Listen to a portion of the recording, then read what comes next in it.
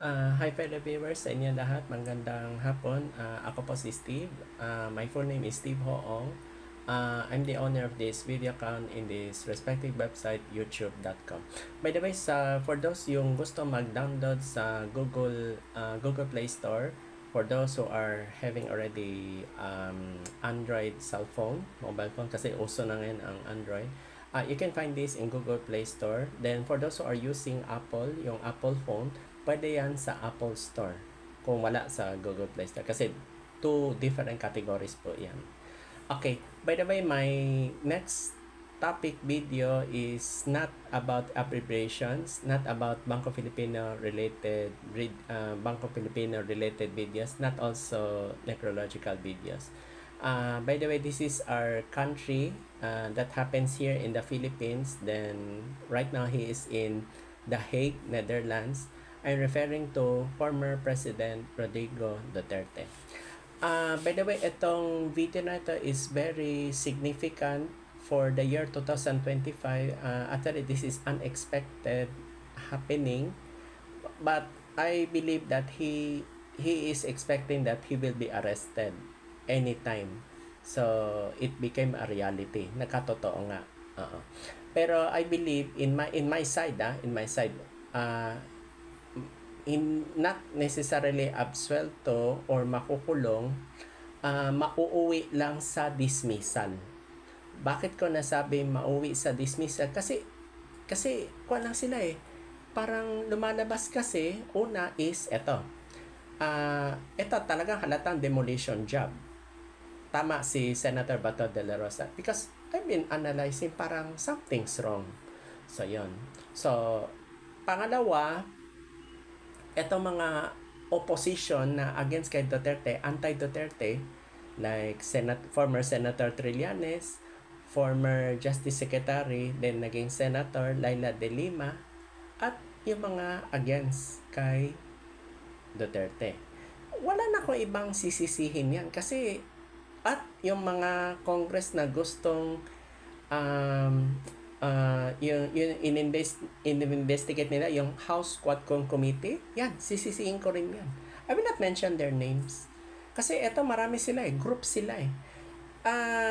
Talagang this is kasi kuan sa kanila yung mindset nila ba, extrajudicial killing, pumatay na walang kalaban-laban, yan ang pinalabas nila. So yun. Actually, that is his 6 years administration during Duterte's term. Alam ko yan. I'm aware of it. Ang issue ko dito, ito. Makinig kayo sa akin. Itong video na ito is very important. Ba't ko nasabi important? Because hindi lang Philippines ang pinag-usapan dito. Uy, ito nangyayari ngayon, whole world. Malaking biggest shame of all. Whole world. Okay. Nadala na sa Hague, Netherlands. Pero ang tanong, hindi ba nila naisip, hindi lang Philippine media ang kuan yung, it's not ABS-CBN, it's not PTV4, it's not TV5, it's not GMA7, o kung ano pa mga Philippine media. The world react on this case ni Rodrigo Duterte, yung pag-arrest. Kasi isipin mo na-arrest siya, walang search warrant. Tapos yung sa UP College of Law, napapansin ko parang may mali. You try to observe. May legal basis. Ito nga, maliwanag eh. Actually sa ibang lawmakers, ang isip nila kasi hindi daw yan state kidnapping.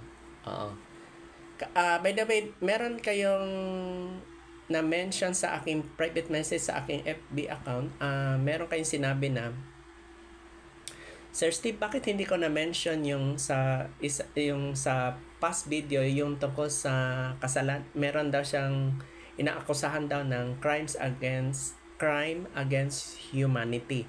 Yes, tama. I did not mention crime against humanity because itong video na ito, tsaka ko lang sasabihin. Actually, yan na ang accusation sa kanya. Buti nga, ang sa kanyang case, kasi war on drugs buti yung sa kanya, hindi crime against humanity with genocide. Actually, ito sasabihin ko, importante ito. Actually, tatlong countries ang inaakusahan ng mga crimes sa whole world. Una, si former President Rodrigo Duterte. Ah, naakusahan din yung pumunta siya ng Russia, si Vladimir Putin, yung Russian president. Pangatlo, yung Israel Prime Minister Benjamin Netanyahu. Yung kay Netanyahu, grabe. Crime against humanity with genocide. Kumbaga, pumapatay ng civilian sa Gaza. Kasi nga, yung sa October 7, 2023, laking galit niya kasi ang hinostage Israel, tapos lately, itong after 1 year beyond, excuse me, namatay yung baby. May baby namatay, meron Israeli pinatay. Pero hindi naman maraming Israelis yung hinostage. So, yun.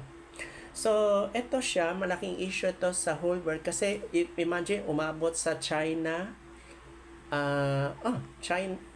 Chinese government, nakialam na, parang meron na interfering. Tapos, nagbabala pa. Tapos, meron pa, BBC World, British pa. British Broadcasting Corporation, that's England. Wow. Tapos Al Jazeera, yung sa Doha, Qatar. Channel News Asia, yung sa Singapore base. Tapos CNN pa. Wow, Cable News Network. Can you imagine? Whole world pa. Wow.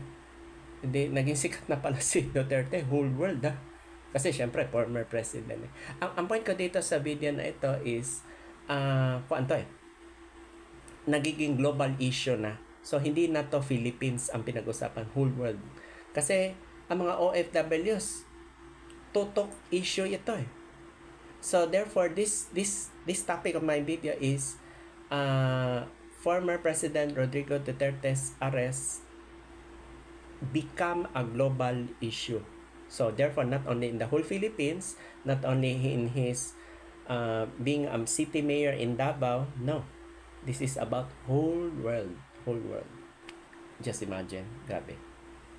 Tingnan mo yan, ending. Kasi syempre, election May 2025 or malapit na ang end term ni President Bongbong Marcos by 2028 and beyond, hindi pa natin alam. Oh, by the way, last but not the least, meron pa akong sasabihin. Ito, very important to be honest, pag ganitong case na trial, it will take 2 to 8 years. Ganong katagal. Basta ICC means International Criminal Court. Usually, all criminal big toughest problem on that in every country, it will take 2 to 8 years. Tsaka sila magde-decide. Hindi to weeks or kuan. So, lumalabas kasi parang waste of time. Take note Philippines is not a member of ICC. And take note, mga abogado ni Duterte, hindi to basta-basta. Nag-issue sila ng temporary restraining order na makabalik sa Philippines. I know this is a hard step. Parang pinapalabas na ang Philippine justice system is something's wrong. Para sa akin, something's wrong. By the way, I am not pro-Duterte. I'm not anti-Duterte. What my point is that itong video na ito is parang ito nangyari ngayon, parang something's wrong. Diba, syempre, kung if you will be arrested, may search warrant. Wala nga documents Tapos pinasakay pa ng private plane, hindi pa government plane. Can you imagine? Anong klaseng kuan yan? Basta na lang i-arrest, idadala. Tama si Sara Duterte, parang state kidnapping, pero sa iba, hindi daw state kidnapping kasi may legal basis. So, ang point ko dito, itong issue na ito, something's parang tama, unusual. Pwede rin something's fishy kasi you try to imagine, bakit kaya nakakaganito na ang country natin, di ba? So, that's it. I hope that this video will catch up a lesson, and again, this is a global issue and it became worse. Okay. So, I hope that this video will understand. Alam ko, may some parts na hindi niyo maintindihan. Ang importante is nasabi ko. Kasi, ang title itong video na ito is, yung pagka-aresto kay Duterte, naging global issue na. Hindi na Philippines ang pinag-uusapan. Talaga, masyashock sila all over the world. Itong video na ito. This is only English and Tagalog, can you imagine? Two languages. Can you imagine? Try to analyze, try to think of it. And of course, maraming YouTube videos lalabas, iba't ibang tao. Ganon din ang version. Naging issue din yung pagsakay sa airplane, private plane na, hindi government plane. So, yun. Yung crime against humanity, ito ang sagot ko. Hindi ko minention yung my previous video because ang plano ko sana is yung accusation against sa kanya is para ma-compare ang 3 countries na nag-issue ng warrant of arrest. Uulitin ko, ang na-issue ng warrant of arrest na tungkol sa crime against with humanity ay si Rodrigo Duterte, yung former Philippine President, Russian President Vladimir Putin, kasi hindi siya mahuli kasi hindi recognize ang ICC ang Russia. Kaya hindi siya basta-basta mahuli. Pangatlo, yung Israel Prime Minister Benjamin Netanyahu, ang reason niya hindi siya pwede mahuli-huli kasi on war pa raw. So, yun ang palusot. So, ang kaganda kay Duterte, wala naman sinabing with genocide. Ito sa kanya, crime against humanity without genocide. Yan ang kuan. So, at least makikita nyo ang comparability. Kasi 3 countries ang nag-issue. ICC din, International Criminal Court. Okay. Thank you so much for listening to this video. Good afternoon.